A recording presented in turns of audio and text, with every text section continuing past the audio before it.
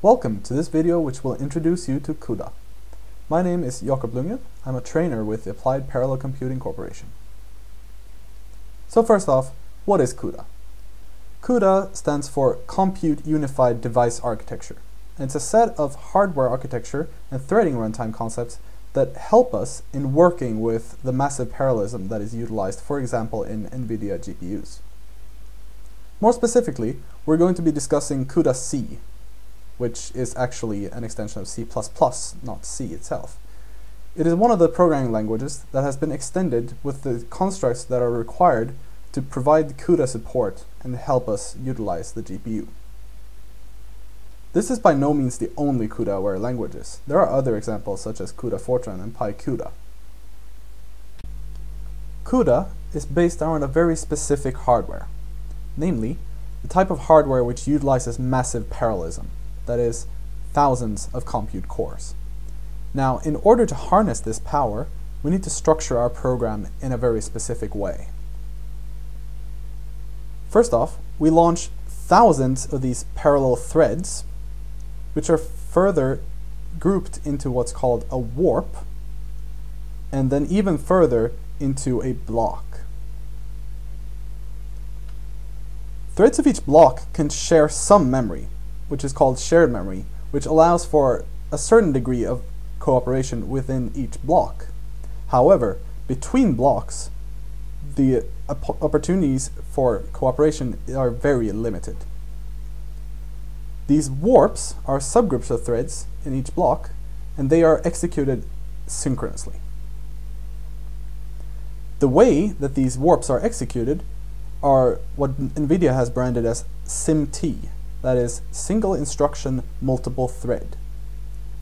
And all the threads of the same warp handles the same instruction yet on different data items.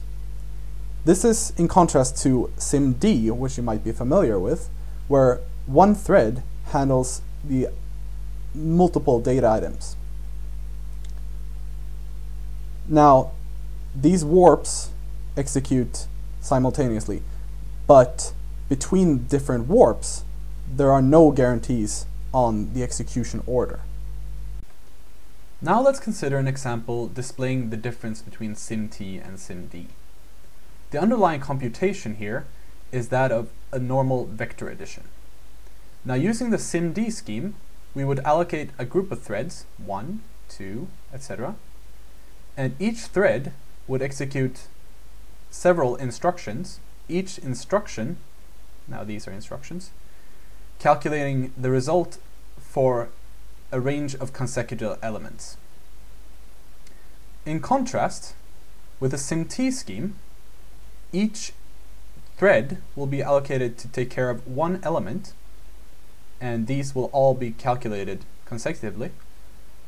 And once this is done, we move on to the next element further onwards.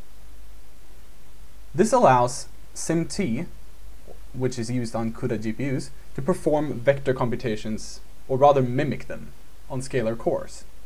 This allows for much more fine-grained control of what the GPU is actually calculating.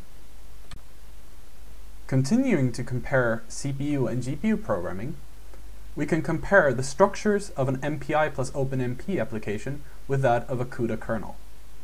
In an MPI plus OpenMP application, you have several processes which each can contain one or more threads. Now, in a CUDA kernel, as we've just seen, we have these threads which together constitute warps and then further constitute blocks. The most apt comparison to be made here is that of a thread to thread, which is obvious, but further, the block is a very good comparison for the process. One could also imagine that a CUDA GPU is very similar to that of an MPI plus OpenMP cluster, except it's a lot smaller. The functions in MPI and OpenMP for querying specific topological details also have their equivalents in CUDA. These are provided in the form of what's called special registers. Here are two examples utilizing these. On the left, we have an MPI and OpenMP implementation, while on the right, we have a CUDA implementation. The program launches a few threads, and each thread then queries its topological information and prints it to screen. We can see that there are some similarities here. First off, we have the MPI communicator rank query function, which is aptly described as the CPU version of the block index. Now what's interesting to note here is that in the GPU version, we also have this .x. This is there because in the GPU version, we can use up to 3 different dimensions for all these. Moving forward, we have the MPI communicator size, which is aptly described as a comparison for the grid dimensions, which is the size of the entire kernel launch in the GPU. And once again, we note the .x, which means that even here we can also have several dimensions. In the CPU version, we also need to tell OpenMP to launch several threads in each process. Because this is already done during the function call in the CUDA version, we don't need to worry about this.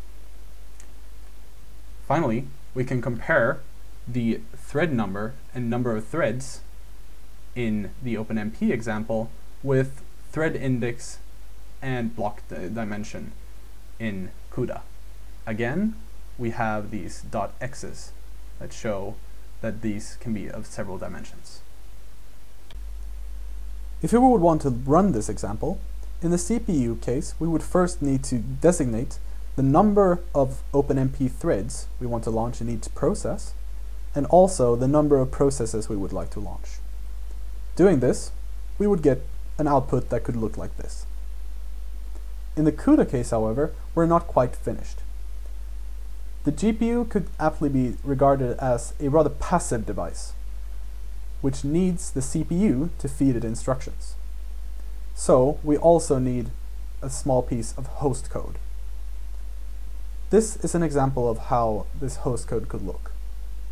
We see that we're calling the kernel with the same name, and also note that in the definition of the kernel we have added the global keyword, which is the keyword that designates the function as a kernel itself, and thus a GPU entry point. We also need to designate how many blocks we want to run, as well as how many threads in each block. We move on and check that we are not performing any errors, and finally we synchronize with the device to make sure that it's finished executing before we return. The CUDA error check macro makes sure that all the errors from the asynchronous execution of the device are actually checked. Now finally, putting all this together, we can run the program and it might look something like this. Throughout this video, we will also be running each example on the APC cluster. First, we can look at the hardware installed on this cluster using the NVIDIA SMI tool.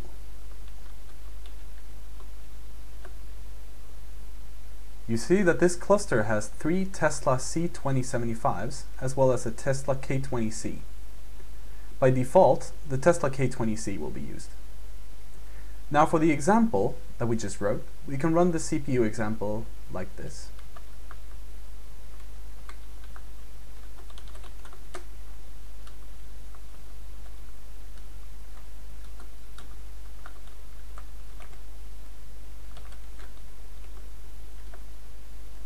And we see that the output is as expected. Similarly, for the GPU example,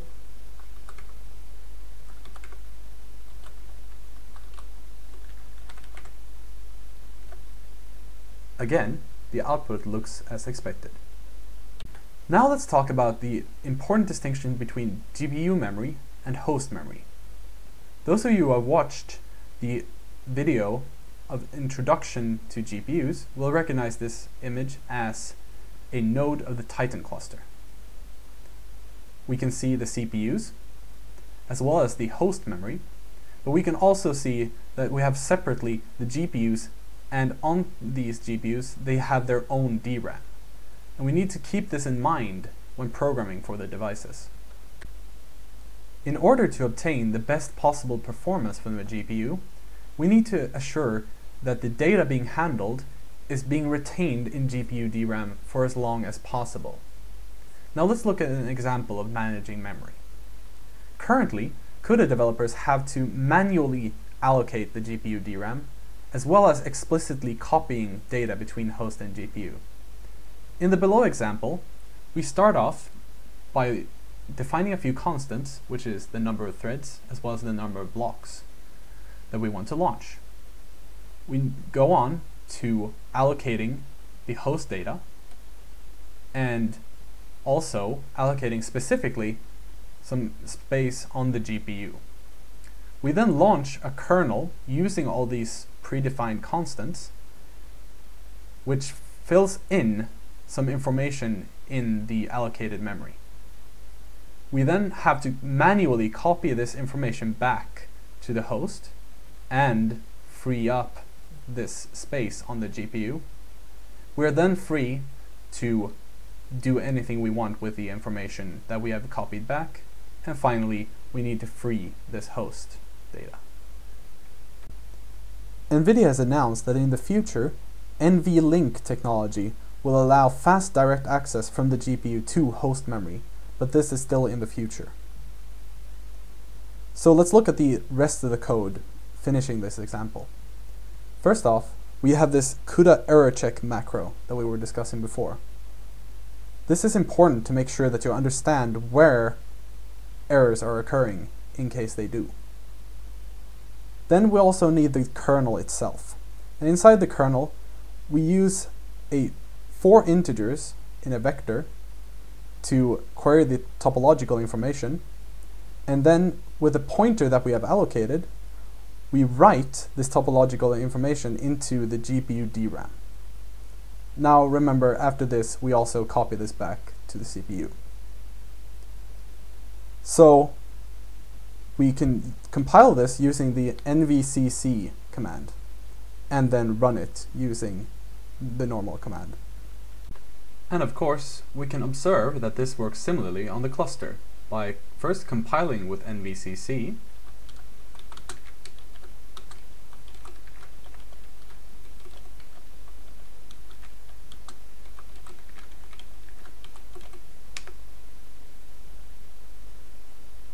and then running the code.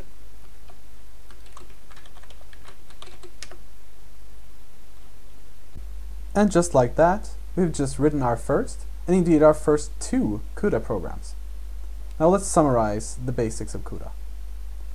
CUDA uses 2-level compute grid topology, which is similar to the MPI and OpenMP combo. However, the CUDA topology also has further flexibility to be 1-dimensional, 2-dimensional, or even 3-dimensional. The CUDA kernel itself is not a standalone program. It needs the CPU to feed it instructions and to be called. The CUDA kernel launch itself spawns all the required blocks and threads, so you don't have an equivalent of the OpenMP pragmas. The CUDA kernel launch itself is asynchronous. You can synchronize with it using the CUDA device synchronize function, and also when you're using a function such as CUDA memcopy, it will also be implicitly synchronized. The GPU itself has onboard DRAM, and this is entirely independent from the host DRAM. You have to manually transfer and allocate memory when it comes to the GPU DRAM. Now remember, you always want to check that your execution is going smoothly by checking with the CUDA error check macro for every call that you do. As we just said, the CUDA compute grid supports from 1 to 3 dimensions. So kernel launches could look in these ways. We could launch it with 4 blocks of 2 threads each.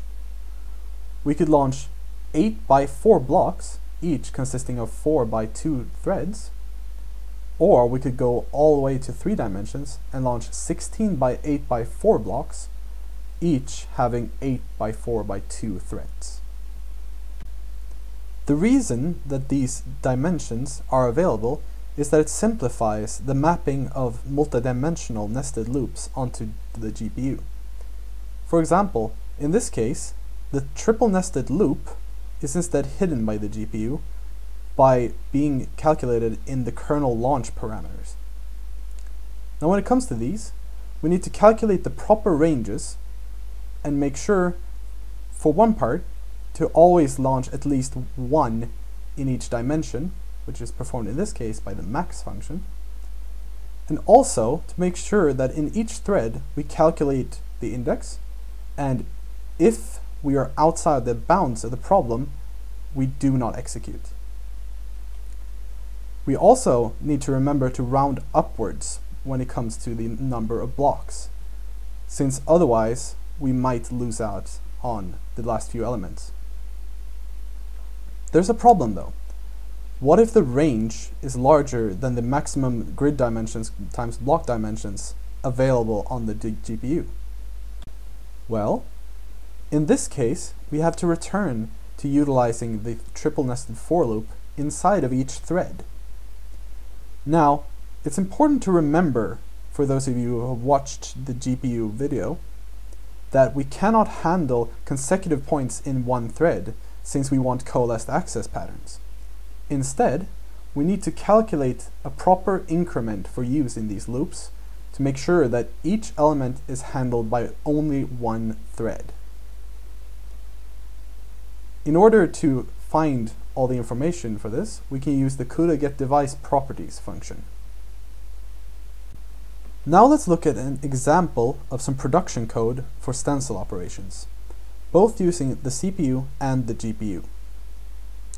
First, we have a rather powerful system of dual Intel Xeons, and for comparison, we have a rather cheap laptop graphics card. You see that if we look at the compute time, it is not even half for the GPU as that of the CPU. We need to remember, however, that there's also the data load time and save times that are the transfers between the CPU and the GPU, as well as the free and allocation times. There's also a rather significant initialization time, but as the problem grows, this will become less and less of an issue. Ignoring that, you can see that even if you add up all the figures, the CPU version will still be slower than the GPU version. Of course, we can also run this on the APC cluster.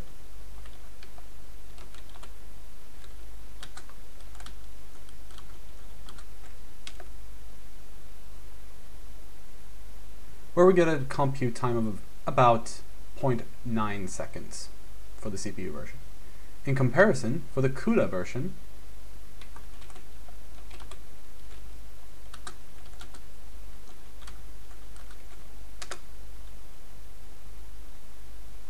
we get a compute time of around 0.07 seconds, which is an order of magnitude faster than the CPU version.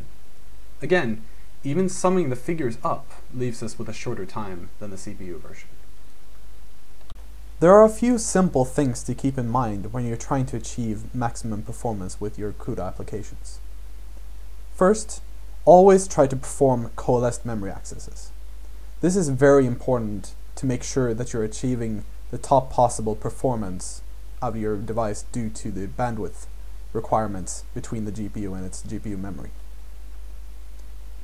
When it comes to choosing a block size, usually a block size of 128 threads should be close to optimal for most cases and most modern GPUs. You can also let the compiler tune your code for a particular GPU by giving its compute capability through the option shown here. There are several development environments suitable for programming in CUDA. The example shown here is that of the Eclipse Insight Edition. This has functions such as CUDA and C++ code highlighting. It also has an embedded CUDA profiler and debugger. This is very useful for large code bases and when you're using a GPU workstation or a laptop. There's also the CUDA development environment using gedit in Linux. This is helpful for example, remote editing over SFTP, and you can also see that you can use a remote shell console to access this, for example, a remote GPU server or cluster. So the final conclusions are, first, CUDA is actually very easy if you have already worked with MPI or OpenMP, since the programming model is not that different. A general strategy for porting existing code is by extracting any loop bodies into global functions that are the kernels or the entry functions for the GPUs. You replace the original loop with this kernel launch, where you calculate the launch bounds from the previous loop ranges. We have to remember to transfer data to the GPU before and back the output data from the GPU after the kernel launch. Finally, we switch our compiler from the GCC or ICC to NVCC and rebuild. You can remember that there are development environments available, which will help your transition into CUDA and your learning. If you're interested in going beyond this tutorial, the things that we suggest that you take a look at are shared memory, streams and asynchronous data transfers, as well as debugging and profiling. Thank you for watching this video.